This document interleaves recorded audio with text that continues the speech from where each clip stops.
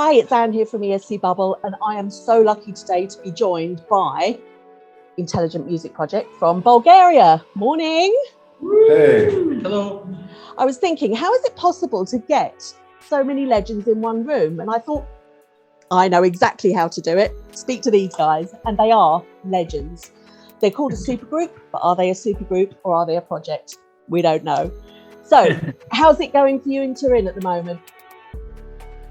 It's amazing. The last couple of days were a bit overcast and rainy, but today it's sunny and it's a lot better, And we can't wait to go for a walk today because tomorrow is a very important day because we have the turquoise carpet ceremony and a lot of things going on. And the next day we have actually The last rehearsal. the last rehearsal, yeah. And then on Tuesday is the show. And then on Tuesday is the show. So we have to prepare ourselves and concentrate and be ready for what's coming. I was going to ask you about that because you're obviously a rock band who's used to live performing, and when you're on stage you can run where you want to and you can do, but Eurovision is very much a television show and you've got to hit those camera angles. Have you found that an issue? As you say, we are very used to the stage and to perform and to have even large audiences in our shows. But this is, as you mentioned, it's totally different. It's because you need to be more aware about the cameras than the audience, and that's a little strange because I think it cut a little bit your performance concentration. You need to follow the red light all the time in different angles, and that's a little stressful. But besides that, I think the experience we have is a plus for the band against other participants, because we faced these situations before in big stages, in large audiences. So I think even the people, they can say that when we were rehearsing, the people saw like, okay, those guys, they know how to move on the stage. So I think it's a plus. Yeah, I think when the rehearsal clip came out, everybody sat back a little bit and went, oh, okay. And they saw exactly what you're all about, which was brilliant. I was watching the press conferences that you did earlier in the week, and it was said there, I can't remember who said it was, I don't know if it was Stoyan, who said it's about confronting what frightens you. Now that kind of stuck with me a little bit, and I don't know if you wanted to expand on that at all. Excuse me, can you repeat the last couple of sentences because Yes, sorry. In the press conference, one of you said the lyrics of Intention are about confronting what frightens you. And I didn't know if you wanted to say more about that. I guess it has a lot to do with the message of the song, and at least how I understand it, and most of us understand it, because the author isn't here with us, unfortunately, to elaborate on that. But to me, Intention is a song about confronting yourself and your fears, and in the desire to become a better person and to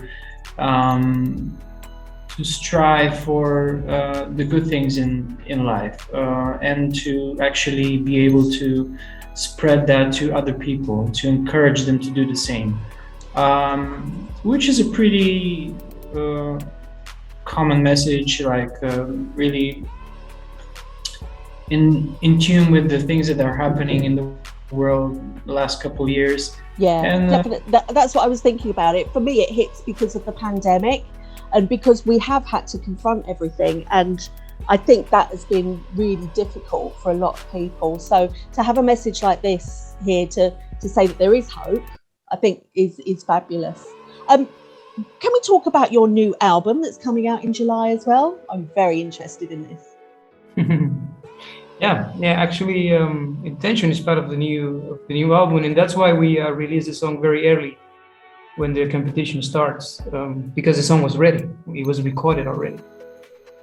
It's going to be pretty much the continuing of what we were doing the last few years, playing, rock songs and with a message. And this is related with the previous question. And as I always say, I'm starting to feel a little bit repetitive, but it's exactly what we think about. The times we're living nowadays are being very difficult for everybody. I saw many musicians complaining about this because the music industry was getting really bad. But I don't want to be that selfish and to say that we were suffering, because probably we were the less of the people who were suffering. There was a lot of people suffering way more than us, and we found that as a musicians and as a band we have a responsibility, to bring a little, as you say, to bring a little joy and happiness while the people is listening our music. So we understood that, and that's why for us in Eurovision is so important. We are not here only to compete. Obviously it's a competition and everybody wants to win, and that's pretty much okay with us.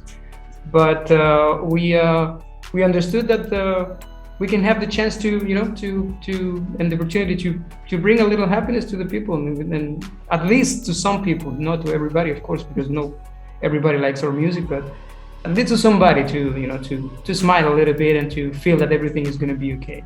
And this is pretty much the main message of intelligent music in every song. So the album is going to be a very rock album, but with this important and cool message in every song. And that's why probably we call it, and Dr. Mile Bravinsky, the founder of the band, he called the band Intelligent Music. Is not about because we are intelligent, but it's because we have something to say. Have we got a name for the album yet, or can't you tell me? Sorry? Do we have a name for the album yet? Or... Yeah, the album is called Unconditioned. Oh, wonderful. Good. Totally going to be looking out for that.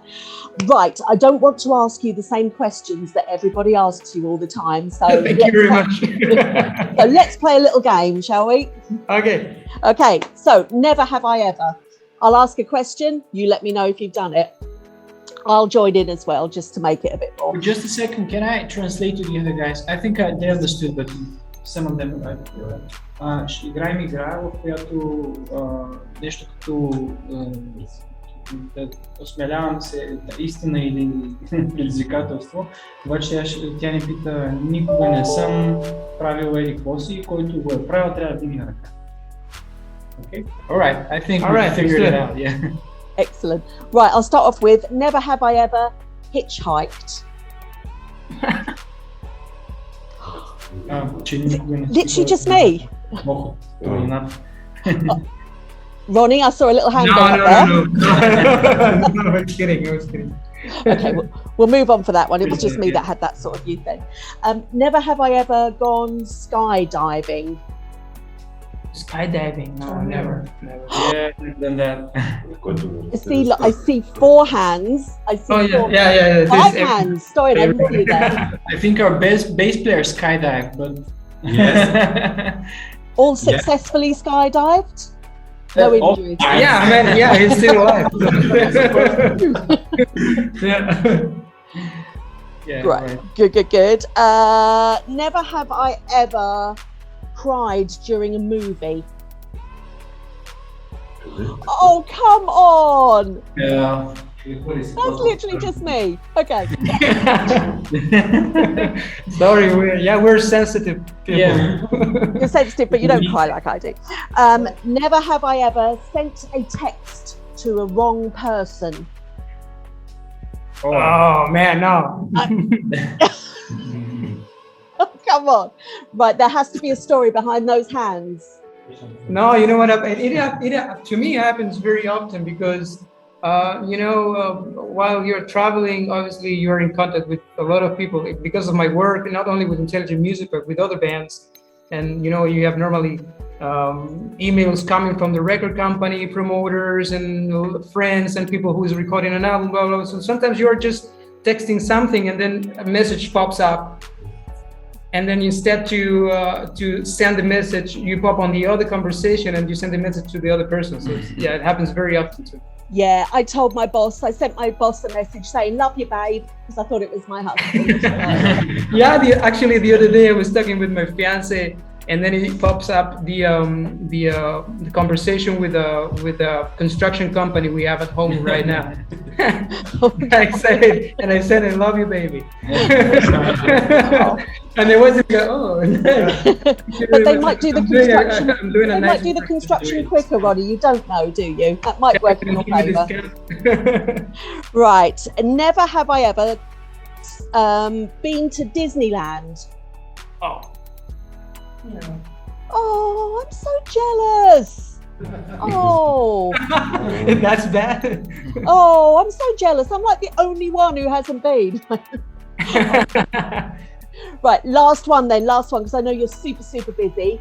Never have I ever played to 200 million people in the audience.